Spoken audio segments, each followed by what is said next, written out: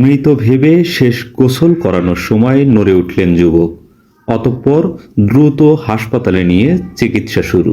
সিরাজগঞ্জের সাজাদপুরে কীটনাশক পান করে অসুস্থ হওয়া এক যুবককে মৃত ভেবে বাড়িতে এনে গোসল করানো হয়, কিন্তু শেষ গোসলের সময়ই হঠাৎ নড়ে ওঠেন তিনি। পরে দ্রুত হাসপাতালে নেওয়া হলে শুরু হয় চিকিৎসা। ঘটনাটি এলাকায় ব্যাপক আলোচনার জন্ম দিয়েছে।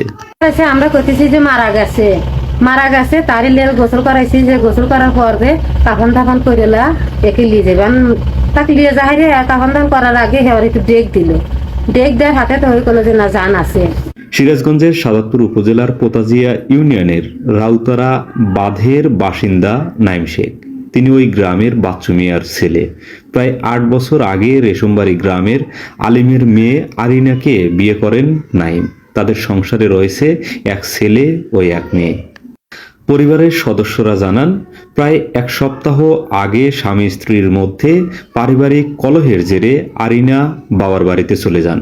এরপর সপ্তাহ পেরিয়ে গেলেও তিনি স্বামীর বাড়িতে ফিরে না আসায় অভিমান করে সোমবার নাইম কীটনাশক পান করেন।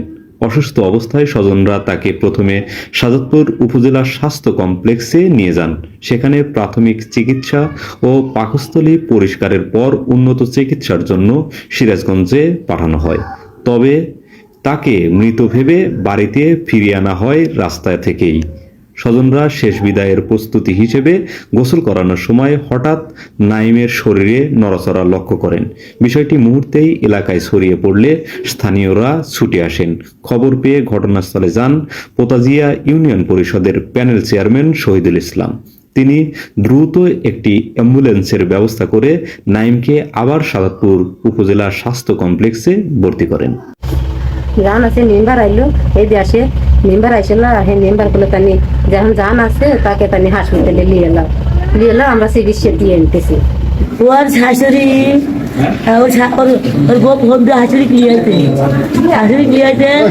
ওর শাশুড়ি আসে মনে করে যে আগে তো কথা কইল কথা কতি পরে প্রাইভেট করে ওই তাহলে গেলো কলাকাতা দা উঠে গেল। ছেলেকে থুয়ে আসলো শ্বশুর বাড়ি, থুয়ে এসে শ্বশুর হাতে কথা কইছে যে আমার বউ দিবে কিনে আনে। ও শ্বশুর কাছে না, আমার মেয়েকে আমি যাইতে দেবো না, আমার মেয়ে যাইব না। এত কয়া দিয়ে এটা কথা কয়া দিয়ে ঘরে ভিতরে যা দিব দিয়ে গাছ মারার ওই ওষুধ খাইছে। চিকিৎসকরা নাইমকে প্রাথমিক চিকিৎসা দেওয়ার পর উন্নত চিকিৎসার জন্য বগুড়ায় নেওয়ার প্রস্তুতি নিচ্ছেন। শেষ খবর পাওয়া পর্যন্ত তিনি এখনো জীবিত রয়েছেন এবং চিকিৎসাধীন আছেন। আসলে আমি একজনের মারফত এক সাংবাদিকের মাধ্যমে জানতে পারলাম যে রাউতারা গ্রামে একজন গতকাল যে কীটনাশক খাইছিল ওই রোগীটা মারা গেছে। পরে আমি একজনকে ফোন দিয়ে শিওর হলাম যে আসলে রোগী মারা গেছে কিনা। তো ওনাও আমাকে ফোনে বললো যে মারা গেছে। পরে আমি পরিষদ থেকে বাসায় এসে বললাম তাহলে রোগীটা দেখে যাই। যাওয়ার পরে দেখলাম যে রোগীটা এখনো জীবিত বা ভালো আছে। পরে আমি মানে আমার সহযোগিতায় আমি কোথায় যে থানা স্বাস্থ্য হাসপাতালে ভর্তি কর